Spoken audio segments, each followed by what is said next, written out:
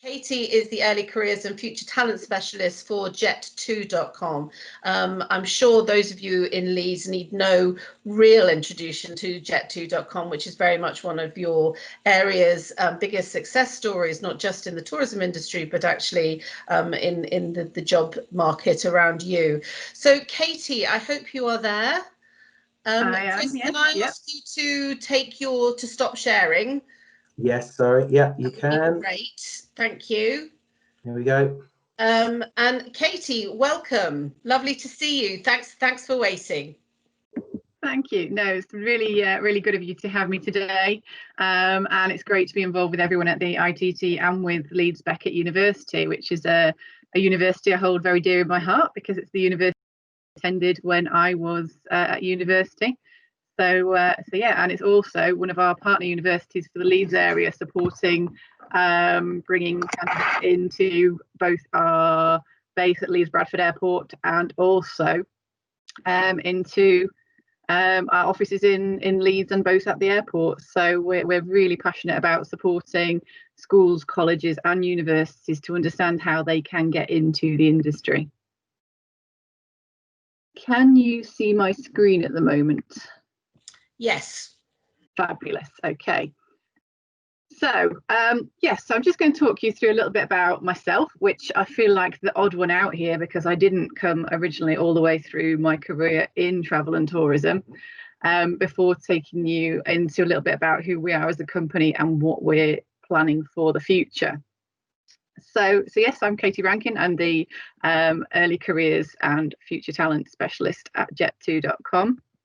I've been working for Jet2 for just over a year now. If I can get my slide to move, there we go. And I'm managing all of the early careers programs, which includes apprenticeships, graduates, and internships, and also our schools project, where we try and link in with schools, colleges and universities across the country around our bases, and educating students on the key skills and attributes we're looking for when we're looking for our future colleagues, and also the talent programs, so looking at how we identify our future talent and develop them into those future roles, all the way up to our directorate level. As I say, I've not been working in the travel industry for that long now. Started out in retail actually, whilst I was at college and university, and actually started out in my formal career in Morrison's supermarkets as a graduate, which gave me a really good introduction to the world of customer service and retail. But for me, my passion was always HR. So whilst working as a graduate, I did work more in the HR side. Before working as a graduate, I volunteered in any downtime whilst not at university, not studying. I would be found volunteering within the HR department of Morrison's supermarkets. So it really gave me a good insight and helped me understand that that was the area of interest for me that I wanted to go into, that I had a passion for. And whilst on the graduate scheme, I had the opportunity to go onto a secondment into the Learning and Development Department. So within there, I looked after new store openings where we had to develop teams of colleagues and managers to be ready for when that store opened, and also deliver team building events so they came together as a team. And for me, I absolutely love doing that, because you'd see people that may have never met each other before. They might have been training in different stores, and we brought them together, and over a space of only a few days, you really built them up as a team, made them feel engaged, empowered, and actually realised that they could achieve this and they could do fantastic things when that store opened. Working within Morrison's in the L&D department, I worked my way up in that team, and I think it's important that you keep developing, you grab every opportunity, and you make it known that you have ambitions to progress if that's what you want to do, and try and make sure you seize all those opportunities. And having done some work within project management, looking at all different areas of leadership and all sorts of different core skills training, I ended up having the opportunity to move into the world of apprenticeships at the time when Morrison's had huge ambitions to offer apprenticeships to every single one of their staff members within the retail side of the business, when there was 132,000 colleagues, so it was no mean feat. And that really refined my skills and refined my passion in the apprenticeship arena, where I gained my assessor's qualification. So again, it's about keeping developing yourself, keeping gaining those qualifications, which helped me understand the quality side of things and good practice, and also look at how you really manage that good practice and how you support colleagues. And the thing that really stood out for me and really has made sure I've continued on my journey within the world of early careers and future talent is seeing people develop and seeing people who'd maybe not had the opportunity to gain qualifications in younger life, giving people that opportunity to be recognised for the skills they have, to develop new skills, and seeing the passion that they have and the enthusiasm they have when they come out and how proud they are to have gained those qualifications. I think the proudest moment was actually when we held a graduation event for some of our colleagues within the Bradford region, and one of them actually read out a poem that she dedicated to me for actually helping her to get her first ever qualification, something she never thought she'd have, and she had 7 certificates to her name at that point. So really can have some fantastic feedback, some fantastic journeys that you go on with people, and you're taking them all the way through that. And I've actually had people now where they may have started with us on a programme and actually met their future wife, husband on programme, go on to have children. I know that makes me sound very old, apologies, but yeah, I think that's really what drives me, is the passion that I get and the joy I get from helping people to take that first step on their career or to step up on the ladder. And I like to challenge myself. So having not come from travel and tourism, I have kind of worked in a number of industries throughout my career. Moved on from Morrison's Supermarkets, very retail, UK based, to a charity as my next organisation, working for Anchor Trust, who are a health and social care organisation, managing their training centre and their national team of assessors. And there I continued with my learning and got my internal verification qualification, which really again helped me to understand that good practice side and implement new ways of working, embracing technology with new electronic portfolios for learners and bringing that company forward on a journey forward with technology. Before moving into a manufacturing company, looking at chemical manufacturing with BASF, also based in Bradford. They're a global organisation, and I work with them to build up on the engineering, science, manufacturing and laboratory science apprenticeships, as well as their graduate and internship programs. So I do like to move around a different industry when I do move. I'm trying not to move around too much, but I think for me, the opportunity to work at Jet2 really came through my work as an apprenticeship ambassador for the Yorkshire and Humber Apprenticeship Ambassador Network.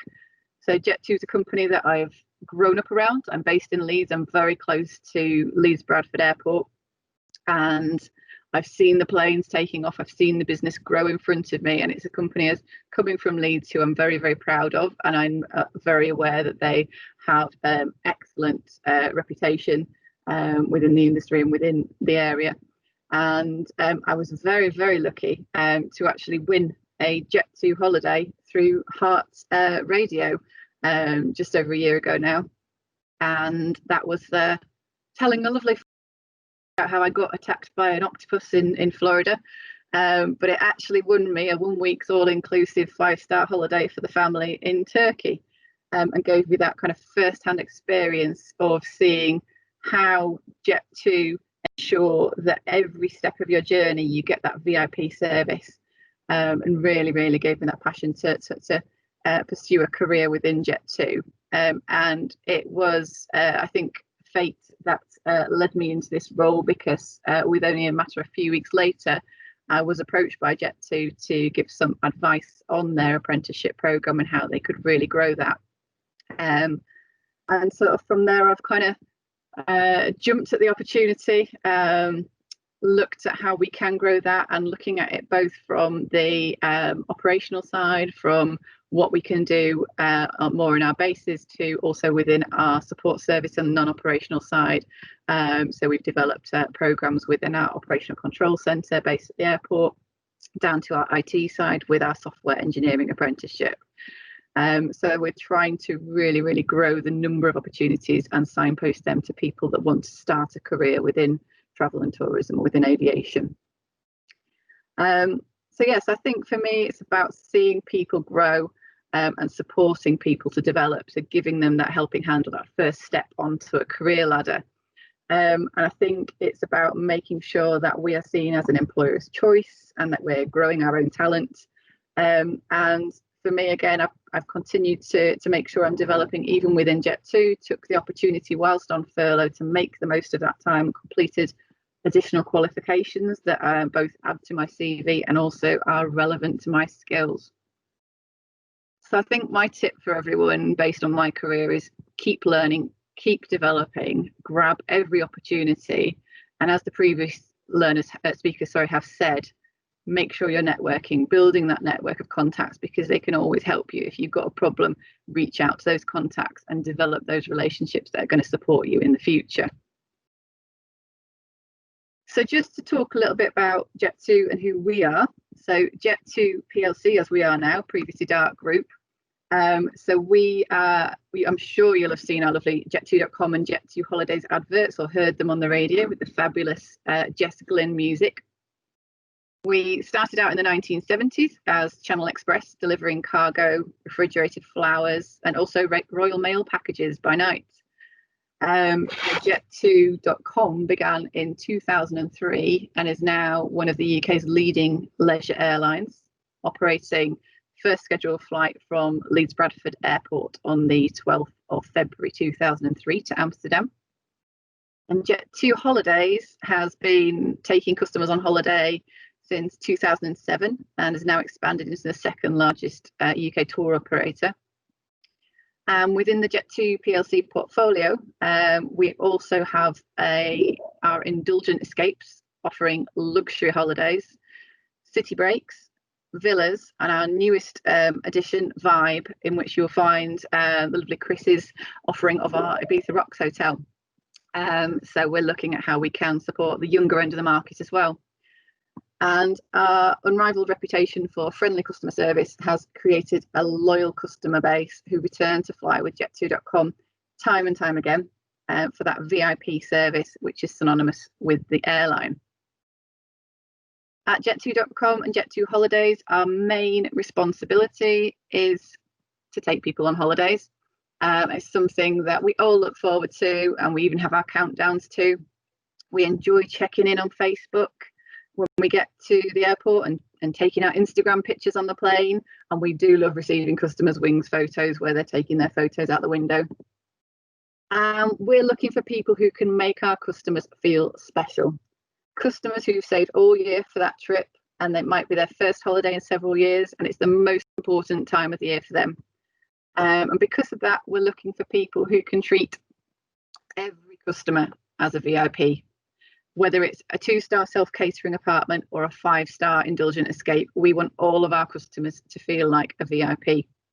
And we're looking for people who can make our customers' holidays special, whether that's recommending a great local restaurant or beach to visit, or supporting them through an emergency whilst they're away on home. We deliver this through our Take Me There values. And these are applicable to all Jet2.com and Jet2 Holidays colleagues. They're part of who we are as a business, and we encourage everyone to use them in their daily working lives. And having this set of values allows us to define what our expectations are, both for ourselves and others, and to achieve excellent service levels when we're with our customers. So our values are: be present, making sure that we're always present. Every colleague is empowered to use their initiative to inspire others. Taking responsibility, so we empower our colleagues to take responsibility, and if there's a problem, we find a solution. If there's something we can do better, we do it. Working as one team, so we're working together to deliver that amazing journey to millions of customers, from customer facing roles on the ground and in the air to all the behind the scenes activities that keep our customers happy and ensure our growth and success. And we couldn't do it without our people. We're really proud to be one team. And then most importantly, we look at creating memories. We're here to create memories for our customers, from ensuring a swift and safe journey right down to the little details that mean so much. And we make working here a memorable experience for each other too. So we're proud to be friendly, approachable, open and honest. And it's because of our colleagues that we recruit and live by our values that we are, simply the best. We're an award-winning airline and top tour operator. I won't go through all the awards that we've won. It's a fantastic wall of awards we have within our main office in Leeds. But two that we're very proud of are that Jet2.com and Jet2 Holidays are the Which recommended provider for the 3rd year in a row. And on TripAdvisor, from our customer reviews, we're the UK's #1 airline, Europe's #1 airline, and the 7th best airline in the world, which that's up against other airlines such as Emirates, Singapore Airlines, with first class, business class, and seats that turn into beds on board. Our seats don't even recline, so we must be doing something right. Despite the challenging year everyone's had, we've constantly been recognised on how we've dealt with the situation, both through our agility. So referencing back to what Steve said earlier, I think agility has been absolutely key to success and to surviving this year. Switching our destination offering up and down, on and off as the situation's changed, and how we've looked after our customers, refunding them where we've had to cancel holidays within 24 hours or allowing them to swap dates and destinations. And despite a much reduced flying season, we've still been able to win multiple awards and are coming out of the situation in a really strong position in terms of customer perception of the brand. So we tend to stick mainly within fairly local flying destinations, so sticking mainly within the Europe and a little bit further. Where we fly to is constantly changing, but as you can see, we fly to bucket and spade family holiday destinations, fantastic city break locations, and ski routes in the winter. With our longest flight being to Larnaca in Cyprus, which is just over 5 years. Although we do our New York in the winter too, which unfortunately we've not been able to do this year due to the travel restrictions to the US, but hopefully next year we can get that one back up, because that's always very, very popular. But in terms of the future and where we're heading, we've been very busy adapting to the new ways of working to ensure all of our customers can have a lovely holiday in the safest way possible. And we're working really hard to ensure our customers know what to expect when they're coming on holiday with us. And within our business, we're constantly having to change and adapt, being agile and very, very future focused. So you may have seen in the news just last week, we are actually opening up another base. So we are growing and we are recruiting. So actually we're opening our 10th base in Bristol for summer 2021. That will be opening in April, which is fantastic news for us and gives us some much greater market for that southwest, something we've been trying to open up for a while now. And that's really going to mean for us that it will take us up to looking at our catchment. We tend to look at the 60 minutes drive for our customers to get to one of our bases, to around 75% of the UK population will be within that catchment area. And the Bristol base will give us an additional 450,000 seats available with that opening. So we're really, really excited to see Bristol come on board in the new year. We also have 2 of our bases in Alicante and Palma, but customers won't be going on holiday from there. That's just returning, but we do have staff and planes based out there. And all Jet2 customers are from the UK, so very much a UK based company. So I think the announcement of our 10th UK base reflects our long-term strategy to continue growing our successful business and become the UK's leading leisure travel business. And we have a variety of roles around the business, from operational, customer facing and non-customer facing, to operational roles within our offices in Leeds City Centre, Leeds Bradford Airport and Sheffield. So despite the rumours that there are currently no jobs within travel and tourism, I can assure you that Jet2 are recruiting for roles now. We're doing some overseas recruitment roadshows at the moment, and people can register their interest for those roles. We'll be launching more roadshows shortly. So do go on, if you are looking for opportunities in the near future, then you can go on and register your interest for those opportunities and hear about them as soon as they go live. We recruit for fixed term and permanent roles, and we're preparing for a busy season in 2021 because we know everyone needs a holiday now. We know there'll be more bumps along the way, but I think we're in a really good position to start off the 2021 season in a really good place.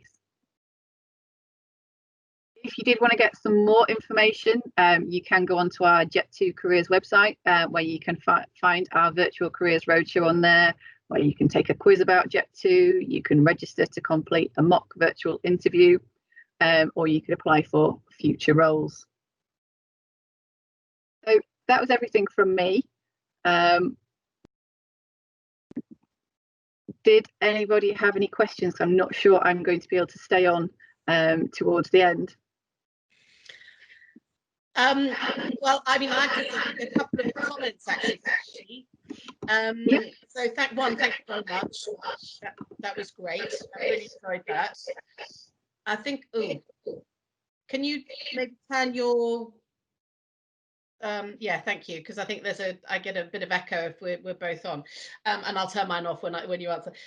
So yeah, so I think a couple of points. I mean, one, welcome to the travel industry. We're delighted to have you here, and I think, you know, retail's loss is definitely our gain, and like so many of us that entered this industry almost by well, I was going to say fell into it by mistake. There's no such thing as that. We kind of get sucked in, I think, don't we? And certainly don't want to leave. I, like you, actually had a whole career in other sectors before I got into travel, but very much found my home here. I think one point I would make, and something that there's been a bit of a theme and we've heard a lot of today, is actually working for a large tour operation like Jet2 allows people the most amazing foundation to get on in travel. And actually, people you've heard from today, all the speakers prior to Katie, all started off in tour operators. They all had jobs learning that you know, from that ground up, from the sales side, from tour ups, all those sort of customer facing roles. So there are some fantastic opportunities at Jet2. It was lovely to see the news this week about the Bristol base. So lovely to finally have some good news in the trade press for a while. So I think, you know, you've told people about how they can engage. Maybe can you just highlight one or two of the things that maybe they need to really think about before they, you know, in terms of skills, what you're looking for, and also maybe just one or two of the roles themselves, maybe give a bit of a description. Yes, so at the moment we're mainly looking at the moment for our overseas operator roles. So you can actually go on and have a look at some of the roadshow presentations that have been done for that on our virtual careers page there. So I would encourage people to have a look at that, because it talks through job descriptions. There's some fantastic videos of day in the life of some of the existing colleagues on there. So there's really good resources to help you understand more about what the role is, to see if it is actually the right role for you. But I think talking through our Take Me There values a little earlier, I think that is really what we're looking for from our colleagues, is actually that everybody truly lives the values, that we are very customer focused. So it's all about making sure customers VIP, whether that's an internal customer, so me talking to one of my apprentices, or our actual customers that are flying with us. We all have a variety of customers that we need to make sure are looked after. And I think that culture is really well embedded within the company. So we recruit to those values. So it's worth going onto our website, finding out more about our values, looking at some of the examples of how people are living them. And making sure that if you do come onto an interview with us, be it virtually or face-to-face in the future, it's making sure you shine and that people can see actually you're very approachable. You've got that lovely smile that people look for with the red lipstick, we can't see at the moment because of our masks. But it's about having that outgoing, bubbly personality that will help make sure that our customers' experience end to end is a fantastic experience. So we're looking for those people with, make sure you've got confidence, and that you're very, very focused on making sure that everyone gets that VIP experience. That's great. And actually it goes without saying that, you know, Jet, obviously you're a lead, employers in the area, which is fantastic. So there's huge opportunities for the people on this call, but also it's, as you said, you know, go onto the website, research, look at what the company values are. We know how important it is to align your values with the company. All the speakers have said, you know what, you will maybe get jobs that don't suit you.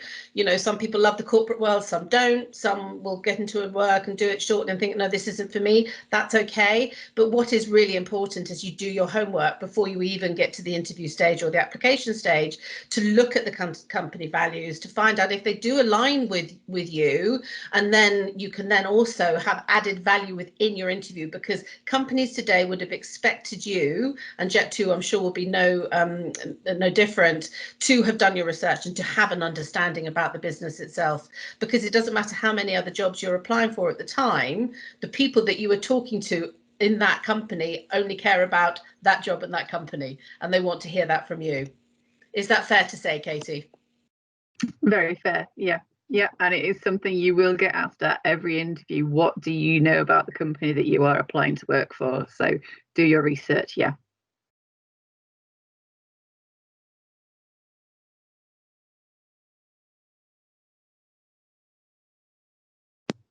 Claire, you're muted. We can't hear you, sorry. So it's me telling everybody not to unmute, and I forgot to unmute myself. Sorry, I was just going to say, you've obviously given everyone the information that they need to find out more about careers at Jet2. Obviously, the university have got very close ties to you as well with the Jet2 suite that you've got there. So I'm sure that there will be people who maybe aren't brave enough to ask the question at the moment, but can reach out at another time. So Katie, thank you. I am just so delighted that Jet2 continue to grow, you know, and it's really great to hear these positive messages, which just enforce what we've all been saying, is it's a bit of a blip. It's not a nice blip, but it is a bit of a blip, and we will be back bigger and stronger. And it doesn't mean to say there isn't a fantastic future for people in our sector going forward. So thank you very much for your time today. Thank you. And we'll see you again soon, I hope. Absolutely. Right. Thank you very much, Claire. So thank you, much appreciated. Right, okay, so speedily we're going to move on to Lisa Gordon. Lisa is just going to take you through a little bit of information about those of you who may actually be thinking about tourism degrees, and why actually it makes sense even more now with everything that's going on to consider this as an option for the future. So Lisa, over to you. Thank you so much, Claire. It's been brilliant to hear all of the speakers today. I've really enjoyed hearing the tales and experiences, and also the words of wisdom. I myself spent 17 years in the industry and absolutely enjoyed every moment. I never had that Sunday evening feeling of not wanting to go to work. And much of what has been said, I would echo, and I have, you know, kind of similar experiences too. I lived and worked abroad. I did a year on placement and to try and get some industry experience when I was a student. I managed teams in times of crisis. Some of you may not have been born or only just born when the tsunami happened back in 2004. I was managing as a sales director at that time, and we had customers in affected areas.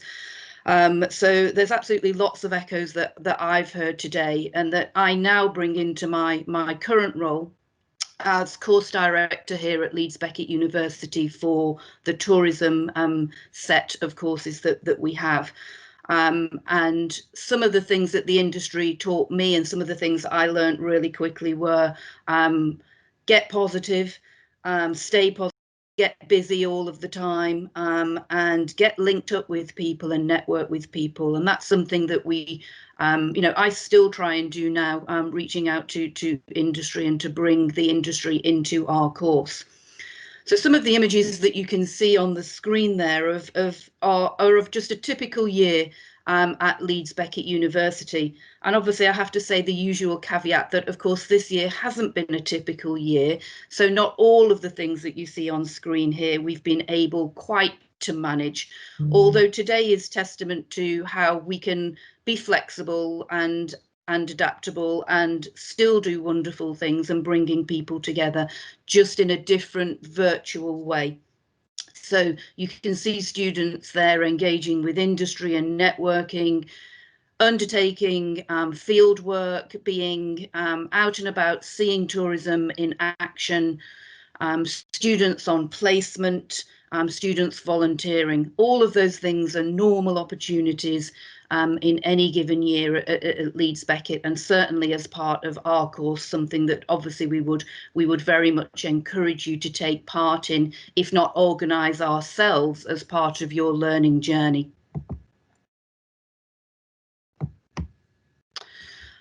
For those of you who aren't yet at Leeds Beckett, and some in the audience are, they might recognise this slide as having seen it before at an open day. But for those of you who are maybe studying BTECs in tourism or other qualifications, I'd like to try and take that opportunity and build on what some of the things that Steve and the other speakers have said, that now is a really good time to develop skills.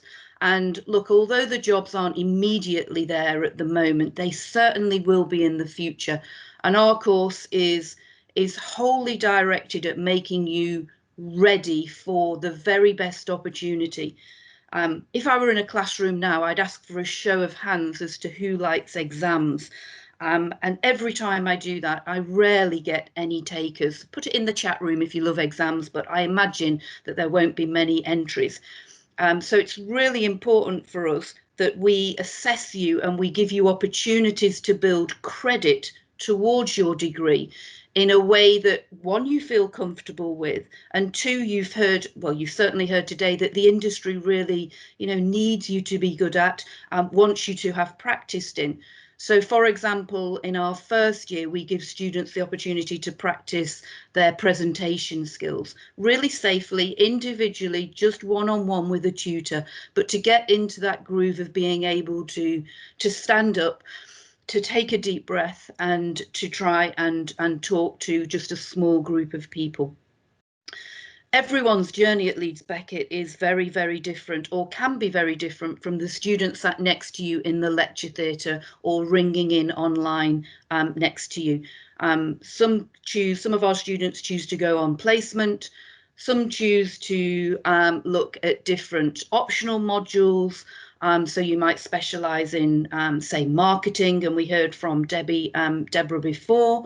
About the importance of marketing for tourism, the different ways that you can find opportunities related to tourism within the marketing speciality, and that's something certainly that we have on offer.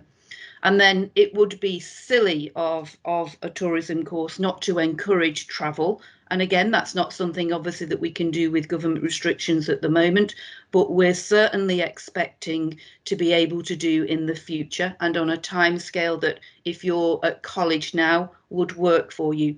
So you would normally see field trips included and optional on our course.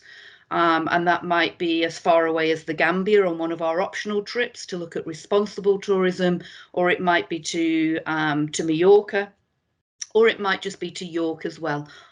But all designed to give you the opportunity to see tourism actually in action, and to meet with people who are working in tourism, who are facing the challenges and looking forward to opportunities in tourism as well. And you can also study abroad as well. So you can go to one of our partner universities, be taught in English, and bring those credits back into your degree.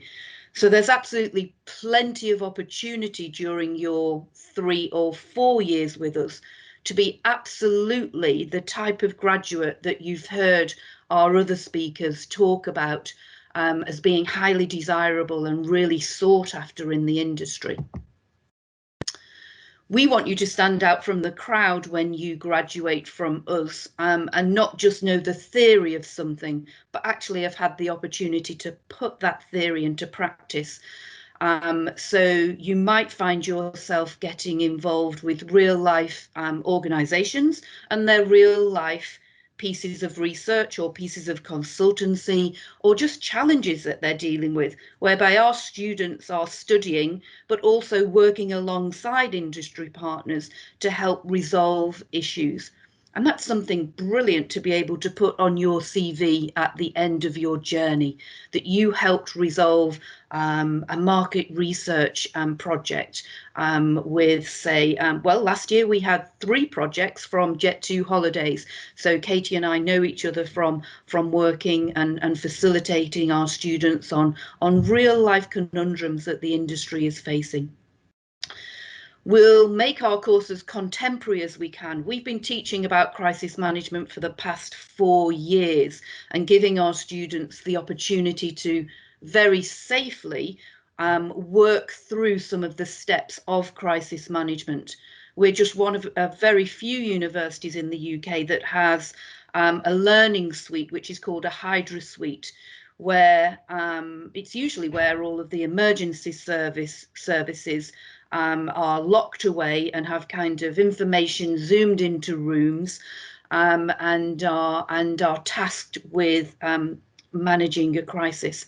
So we don't do the full thing. It's not very expansive, but it's a really safe opportunity to think, what might it be like to be involved in that heat of the moment, whereby something perhaps goes wrong, maybe abroad. You heard Chris talk about how he'd been involved in things like that before as well. And I imagine if he were online now, he said, I wish I'd had the opportunity to do that in a less pressurized environment. I certainly know that from my time in industry, I would have really, loved to have had that opportunity. We look at the future of travel. We look at using social media, about using influencers, about developing new products, about identifying new trends. Some of the ways in which you might not yet, kind of fully see that there are jobs around those types of experiences, those types of skills. So all of our work and all of the students' journey is really towards that being a very, very good, quality of graduate for the potential employers.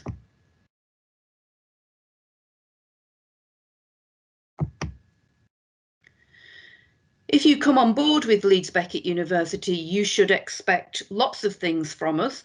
But some things that are different about Leeds Beckett and the way that we teach tourism to other places are that we have our own school and our own centre for tourism and hospitality management, and not all universities offer that. So all of our staff either have a research or a work practitioner background from those 2 key areas. And you're only taught by those staff. So everyone who is involved in your education has direct experience of living and working in tourism, researching about it, probably dreaming about it, because we're kind of a bit that sad as well. We love doing it so much. But we hope that we can bring all of our expertise and all of our enthusiasm to the teaching that we undertake. You have designated academic advisors and support people who will be there to help and support your journey all the way through. So lots and lots of opportunities for us to fulfill, if not exceed, your expectations as students. We've mentioned the opportunity to study abroad. You can certainly do that. And we have many opportunities. You can see Victoria on the bottom of our screen there. She went over to Switzerland and spent a time about an hour outside of Zurich, learning about alpine tourism in English, right next to a ski field. So every weekend she was skiing and seeing her learning in action.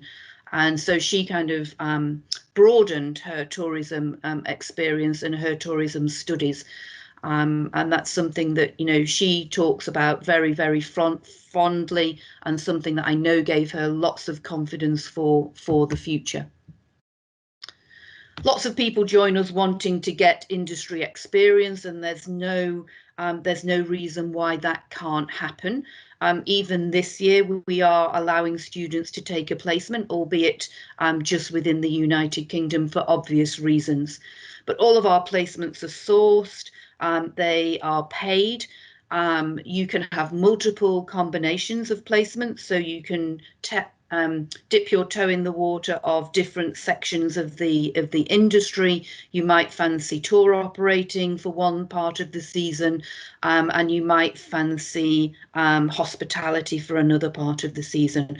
All combinations are entirely possible, and we have a designated placement team that will help you both locate and find your placement, as well as be with you to support you in being ready for the placement interview, some of which already happened online, and where recruiters come to us to recruit, and they're there to debrief you as well upon your return.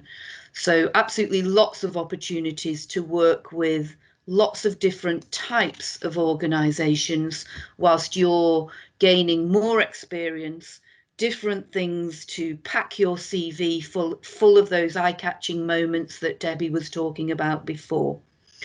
And proof of the pudding of that is maybe some of the areas that our graduates have already gone into.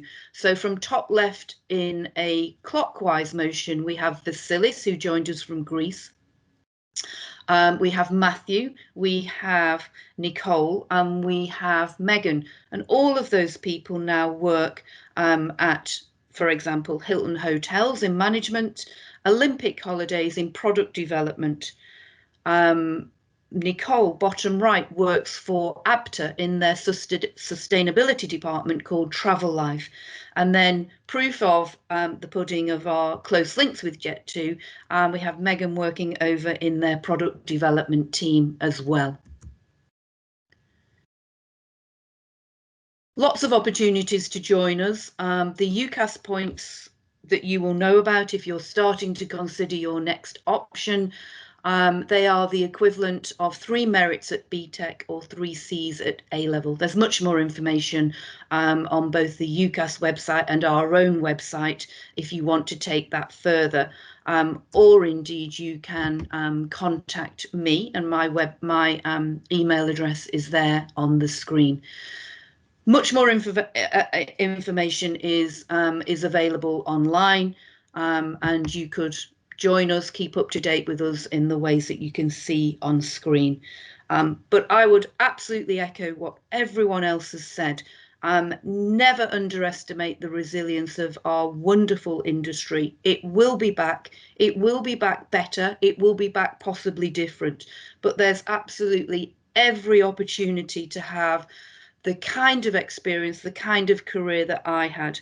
And when Steve Endicott said before, and you're probably in travel because you love traveling and you love all the perks, he's absolutely right. Some of my best perks were being flown first class to Tokyo for a weekend of partying.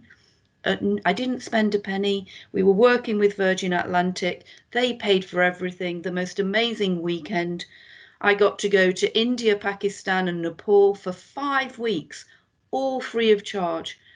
What other job in the universe is going to give you that kind of opportunity? So do not let people put you off. Come and join us and get ready to be a graduate joining the industry or find your own path. But absolutely, the tourism industry is a brilliant place to work. So I'll leave you now, and I wish you well, whatever you choose for your journey. And hopefully you can hang on for the Q&A session, and we can answer some of those questions that you might have. Lisa, thank you so much for that. That's absolutely brilliant. And it's always great to come back to Leeds Beckett. Leeds Beckett was the very first ITT Centre of Excellence. And we've had a great relationship with them for many, many years, and one that I hope will continue. And in fact, you talked about opportunities for students, and I mentioned that you had student ambassadors there, and we have Sarah and Demetra, who I think are still online, and both of those have just become student ambassadors for the very first time. And so welcome to them, and I'm looking forward to meeting them personally. And we also have Katie, and Katie's just come back from her year's work experience, but she was a student ambassador before she went away, and actually joined us at our ITT conference out in Croatia last year, where they'll say last year, the year before, wasn't it? So I'm losing track of time already. Yeah, so 2019, where she was on stage. And Katie, I don't know if you to come online. But one of the questions I wanted to ask as we start off the Q&A session, and we have got some questions coming in, is to find out what you found most valuable about your work experience and what you kind of it's taught you that you wish you'd known before you started your degree. So Katie, if you could come online, that would be great. Chris, I think you're still with us, so if you could come back. And I'd also like to invite Paul Cowley to join us. Now, we had a couple of mentions of Danny, and Paul is someone else who I work very closely with. Both Danny and Paul are ITT board directors, like myself, have their own jobs, and they're also my vice chairs of the Education and Training Committee and have worked very closely with me since the inception of Future You, helping build it. So could I ask you all to come back on? That would be great, Katie included. Claire, I think Katie's just having reconnection issues. She's trying to come online. I think she may well join us, but at the moment she's having a few student house Wi-Fi issues. So we may get her back on yet. I'll keep my fingers crossed. Don't worry about it. That's great. You mentioned, Lisa, obviously the opportunity to travel a lot, and that's certainly true. I mean, I'm in HR, and obviously not this year, but last year I went to Brazil, I went to India, I went to France, I went to Croatia, I went to Spain, I went to Iceland, and all of that was for work, and I'm in HR. So there you go. There's a huge opportunity. Now, Paul actually does a very similar job to Debbie's, and he runs his own travel representation company. So, Paul, maybe you can tell us a bit about that, because this leads on from a question that we have been asked, which is, do we mainly work in the office, at home, or travel to different locations? I think the answer is all the above. I think one of the great opportunities that we have, and this has got nothing to do with COVID, because during COVID we are all working from home, but the industry has many roles where you can still be home based and still be able to be part of a team and still be part of a business that is within the travel and tourism sector. And Debbie hit it on the head this morning when she was talking about the representation. It's a sector very few people talk about, and yet we have probably one of the most diverse, one of the most interesting, one of the most fun sectors that we work in. Because I'm not going to give a list of customers because that would be totally unfair. But I sit here knowing that we work with cruise lines, we work with hotel, we work with tour operator, we work with a travel agent, we work with a supplier to the industry, a technology. Just the tourism sector. We've got customers outside the travel and tourism. I mean, I know, Claire, you're aware of this, so I will say this one particular customer. We've just been doing it for the RSPB. We've just been looking after their whole organisation that they was doing for BBC Autumn Watch. And this is the real diverseness of what we do. Now, some of those roles you do on site, some of those roles you do within a customer's office, some of those roles you do with your partners or your customers, and some of them are home-based. So it's great. As I said earlier, it ticks all those boxes. Chris, what about you? Mute. Got you. I'm pressing one button and I realise it's another. In my role now, I spend more time on the road than in the office. I work from home. Even pre-COVID was working from home, but we've got an office in London. Obviously, we've got Ibiza. So I have 1 week here, 1 week London, 1 week Ibiza on a bit of a rotation. And I think Lisa mentioned it just a short while ago about the Sunday night, Monday morning feeling. And in the travel industry, there is that very much that classic no 2 days are the same. And certainly when you're working in operations, they're not. And having the flexibility and opportunity to travel just broadens the mind immensely. And like I said earlier about the different cultures, by traveling and working, when you're going away overseas, you then work with people from different backgrounds and different cultures, and the opportunity that gives you in terms of experience as well is second to none. And there are so many jobs you can do in the industry, and whether that is, like you said, whether that is HR. Well, when I worked in HR at Thomas Cook, there were many times when I needed to go to a resort to go and spend time with our employees, and that was many resorts. And then if you work in product, you need to go and see your hotels, in the resorts that you look after, you have to go and see and experience it. And there's nothing better than seeing, feeling, experiencing the product that it is that you are pushing and promoting. So that is one of the massive benefits of working in the industry, is the travel opportunities that you get. You not only work in travel, but you travel as well. I completely agree, but I do think there is one sort of little caveat to that, which is don't forget that you're there to work, and actually you're not there on holiday. So it's having that right mindset to remember that, yes, you get these amazing around the world, you will have free time that you can go and experience, but depending on the role you do, you may be sitting in an office, and it doesn't really matter that you're in Jamaica or you're in Ibiza, you're still in an office setting. So, you know, just remember that. I think it's not just, oh gosh, I get to travel for free and I'm on holiday permanently, because that isn't the case. Because Chris, you said, you know, and it is an old saying, but work hard, play hard is absolutely the ethos of every single person who works in our industry. And, you know, play hard means different things to different people, but, you know, we are, you know, you get out of it what you put into it. And one thing that I hope you've seen throughout all of our speakers today is the passion we all have for this sector, and something that we all absolutely believe in, totally. We had another question, which was, I think it might be pointed at me and future you, about considering working with the university with regards to placements. I didn't get a chance earlier because of timings and technology, but the ITT Future You, we have a number, as I said, it's a growing initiative at the moment. We have a website, ittfutureyou.co.uk or .com, both of those will get through. And from that, you can keep an eye out on our YouTube, our Instagram, our Twitter, our Facebook channels. We intend to continue to work with our partners and with the sector in promoting opportunities through that, as well as all the events that we put on. So if we hear that people are looking for placements and they may be advertising it in different ways, we will showcase that and we will signpost people to those areas. So I really would recommend people keep in touch with Future You, and join us just by following us on any of our social channels, whichever one you want, because a lot of information will come through that. We also have a huge amount of video content, and which continues to grow, which I did mention, on our YouTube channel. And again, you know, you'll find lots of useful information on there, maybe CV writing hints and tips, and, you know, information about different careers and different companies. So we absolutely do work with the university. And one of the key things, just to sort of round it off, bringing it back to networking, is that Lisa and her colleagues work closely with the ITT. We then bring our network to them, and they actually meet people through us, through things like bringing people to these sorts of events, which then form their own relationship, and that continues. Lisa, you had something to add?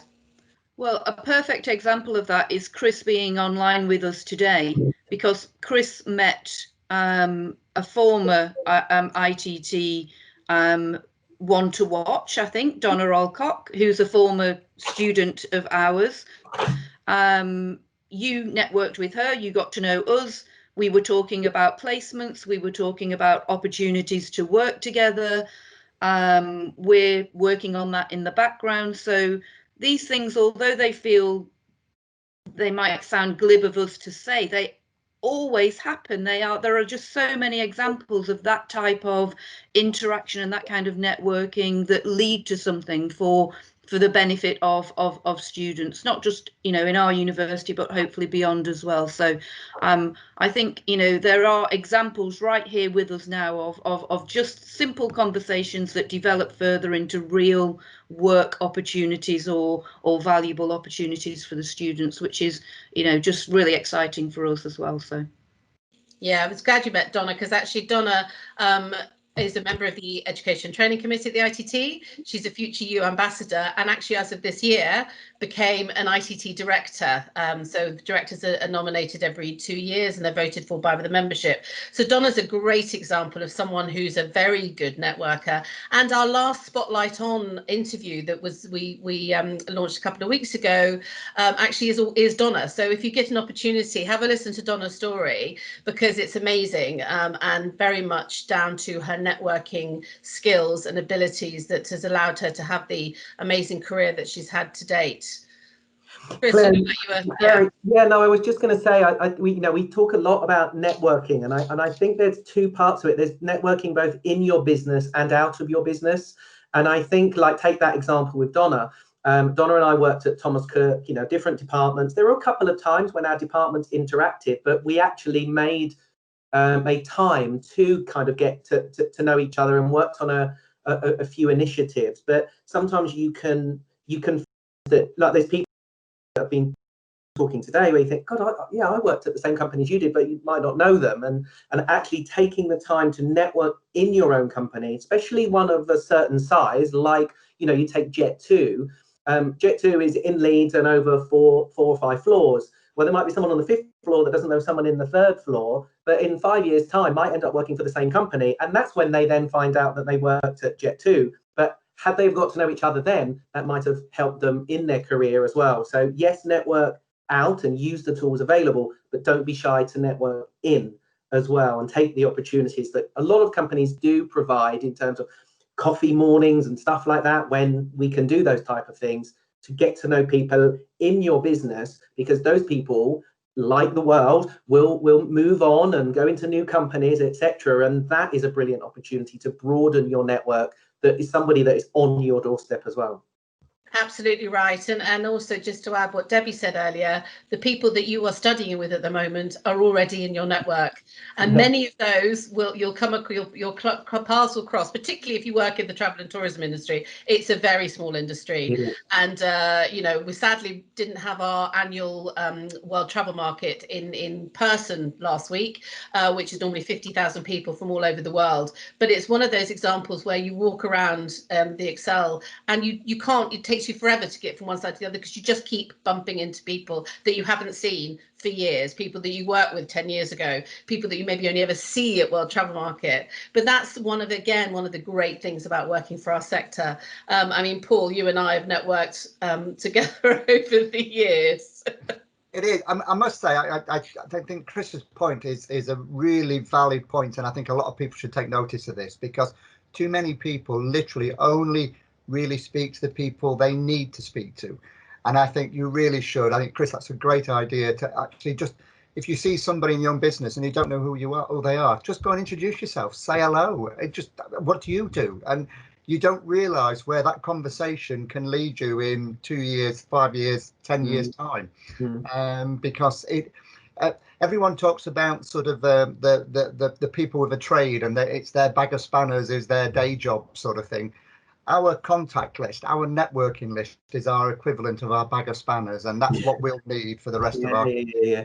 I think as well, there's and again, it maybe happens in larger companies, so there's training opportunities. There's always an email that comes around saying there's a training session on this, a training session on that. It is putting yourself forward for those sessions, because not only about the content that you will be trained on and developed in, but the people that you will spend time with in that training session as well. So it's a really good point you make about just, if you see somebody, you bump into somebody, get to know them, but also take the opportunities that come your way, especially in the organization that you work within in terms of the training opportunities, because you will broaden out your network of people that you get to know. Yeah, absolutely. And that's a nice sorry, Paul. Yeah, I was going to say, we actually did a session on networking at a previous event that we did in the summer, and there was a phrase. Well, strange enough, on that particular session, there was 3 people all giving their tips. One of the really nice thing is 2 of them now actually work together from actually meeting on this particular session.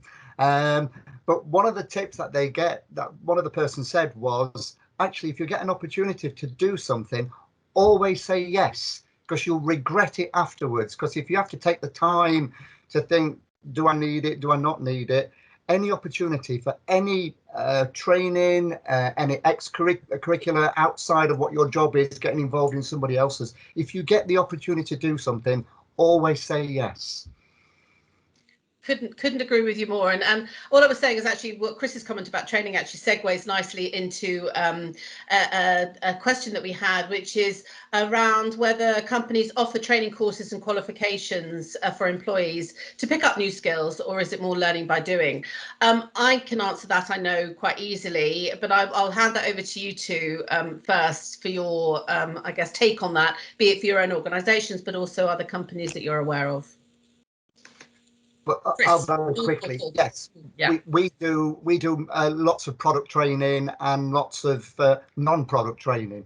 If there is a gap in someone's knowledge base, then the idea is we make sure that the ability to learn is always there for them. And I think any organisation that is not prepared to invest and not prepared to give the training, it must make you stop and think, do I really want to invest my time with this business if they don't want to invest into me? Yeah, and I, Claire, as you know, recruitment is time consuming and expensive. And when you find good people, which is not always the easiest task, but if you have a robust recruitment process, you'll find good people, then you don't want to let those people go. And those people, what you want to grow in your business, because they grow with the business, they learn the business, they live the values of the business, and you hope that they become managers within the business. Now, to get them from that person that joined the company to a manager or a senior position does need training and development. And so we certainly at ROCS, we have a short window, but we don't want to promote, we don't want to recruit people at a senior level. So we take the summer, and it's whilst it is a tough summer, inductions and customer service training at the beginning are crucial, but as our progression programs and management development programs as well, when we say people, if you want to join us for a summer, that's fine, but equally we'd love you to stay with us for a good few seasons. And by putting in a robust progression program, which is a combination of learning on the job through some development and then attending development sessions, really helps people progress, broaden their knowledge of the company, as well as develop their own skills. And then also a management development program where we bring external trainers in as well to support us in terms of another level of management development. So yes, it's really important for us, certainly, to ensure that the people that are in the company are the people that we want to progress into management positions. Yeah, I think really good point. And I think, across businesses, a lot of the larger businesses is easier for, and the SMEs will have formal appraisal schemes, at which point you will have the opportunity to discuss your own development. And hopefully some of them will put, proper formal development plans in place for you, personal development plans. Smaller companies might not have such formal processes, but with a smaller company, the communication is a lot easier with the people that you work with. And you find actually you learn a lot more skills when there's maybe, you find one person doing 3 jobs rather than, 30 people doing 1. So there's lots of benefits to working in big and smaller companies, but you yourself have a responsibility to take control of your own development as well. Part of that starts now when you're doing your qualifications, you be at college or university. It's not just about what you're being taught by your lecturers. There's also other stuff that you can do. There is so much information out there that the industry itself provides. We have a lot of things that Paul mentioned, product trainings. There's a lot of information with people like Travel Uni and online travel training, which can teach you a lot about various products and destinations. The tourism boards themselves will have lots of information. So, if you are really interested, you have a responsibility yourself to go out there and find that training as well. And a lot of it is free and it's out there. And certainly we promote a lot of those training courses through the ITT and Future You, ones that we accredit and ones that we know are particularly good. So yeah, I mean, it's a great thing. And Chris makes the right point. Companies want to keep the good staff, and in order to do that, we know we have to develop them. But also, I think it's important to remember, and I'm sure Chris will agree with me, if we leave staff and it's for the right reasons, we want them going away knowing that they've had an amazing opportunity, they've loved working with Ibiza Rocks or Tom, whoever it was, and that then helps promote that business as one that looks after their staff. There's such a really important point. There are times, for whatever reason, that somebody will leave your business. And like you say, you hope it's because that person is bettering themselves and you've been a part of their journey. So if the fact that when they've joined your business, they're then moving on to be a more senior role in another business because you just don't have that opportunity at that moment in time, but you feel as if the reason why that person has got that new role in another company is because of the development and the time you've put into that person. So you're absolutely right. You shake hands, you pat on the back, and you wish them well. And that relationship, that's another relationship that you as an individual or you as a business have got in another company because they've had a great experience with you and they've taken themselves onto another business. That's spot on. Always leave the door open. That's a piece of advice. Always leave the door open when you leave, because you never know. So a very quick question, Chris, for you. Does Ibiza Rocks ever do any work placements? We do, yes, and I think Lisa touched on it earlier. We work with well, certainly one university at the moment in terms of our event production staff, because we need specialist skills. And there's an event production company actually based in Pontefract that we work with, and they provide us with crew and sound technicians, etc. So that's one part. But then we're also looking to work with Lisa and the university to say, hey, yeah, definitely, if we recruit every year for our customer facing roles, whether that is in a host team, reception, food and beverage, our event team. It's a real breadth of opportunities that we have, and we would be more than happy to welcome people in as a 4, 5, 6 month placement with us.